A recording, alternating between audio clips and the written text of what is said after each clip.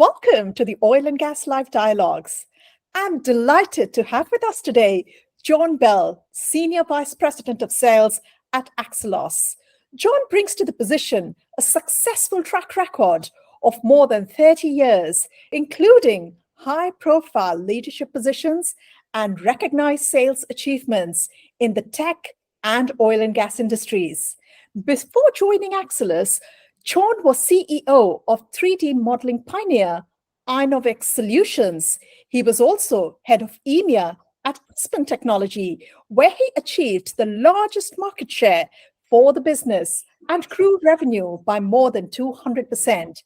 John is responsible for driving global sales and leading a team of experienced sales professionals, focusing on growing Akselos's client base in the energy sector. Welcome, John. It's a pleasure to have you today. Thank you for having me. Thank you. Now, John, management of distressed assets is a key challenge in the oil and gas sector. What key indicators and early warning signs should companies watch out for to identify distressed assets? You know, on the face of it, this appears to be a really simple question to answer, but the fact of the matter is that many issues with assets are actually invisible to the naked eye. And even assets which are armed with, the industrial Internet of Things and high-tech instrumentation, they still suffer from the lengthy time that legacy simulation takes to interpret that data, analyze it, and then actually resolve the issues. So that time window is forever extending. Of course, visible warnings such as excessive vibration, material loss due to erosion and corrosion, cracks, etc. These are easy to observe with the naked eye. But it's still quite difficult to interpret what this means, enough to take action to prevent the distress of the asset.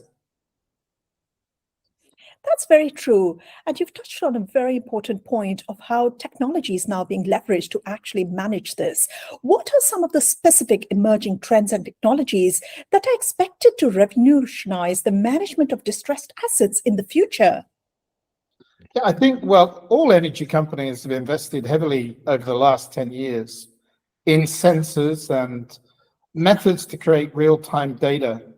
And that data that, is really loads on the assets they're managing, things such as pressure, temperature, vibration, flow rates, and other operational data. It creates a really generous corpus of data to exploit. However, that data alone is in need of simulation tools that can interpret that data and convert it into actionable insights, and do it at the speed of right now. I mean, in real time. It makes no sense to run an analysis identifying a critical issue where the results come after the issue has already occurred. It's like, closing the gates after the horse has bolted, I think is the term. That's so true. And actually leveraging that meaningful insights and that predictive analytics is obviously gaining pace. Can you share some real-world case studies or examples of companies that effectively managed distressed assets? Yeah, I think one of the best examples we have actually with our own technology was with a South American refiner. A real-time detailed analysis of their coker startup and shutdown cycles actually established that just 2% of the cycles were causing over 80% of the fatigue damage to their units. An adjustment to those poor performing cycles had two outcomes. It produced increased yields from those cokers, while at the same time we could extend the overall life of the asset. And this is worth tens of millions of dollars per year. So doing things almost in a just-in-time manner, as the data is collected, being able to perform analyses and then take action immediately is really changing the game. I think the old way of doing things would be let things fail, and then we'll do a root cause analysis. Well, that again is after the event. And there's value in it, but it didn't prevent the issue in the first place. I think what people are now looking for is this preventative outcomes before issues happen.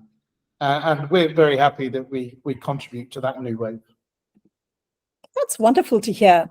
And again, coming up with critical lessons is so important from any of these deployments that are taking place. What are the most critical lessons learned in managing distressed assets, and how can other industry players benefit from these experiences? Yeah, I think, again, looking in the oil and gas industry in particular, but energy in general, for the last 100 years, we've effectively managed assets until they fail. What we do is we kind of, when it breaks, we'll either fix it or we'll replace a part. And when we do that, it means many hundreds of hours can be lost in unexpected downtime.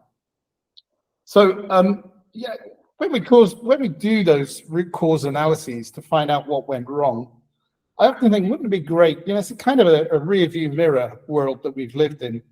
Wouldn't it be great if we were looking out the front screen at what's coming next and were able to predict and intervene rather than, what went wrong? Let's not let it happen again.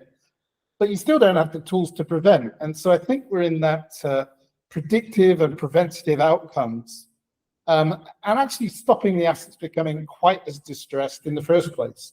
And I think this is a fundamental shift that not only simulation tools, but AI is enabling us to really change the game and actually prevent assets becoming distressed.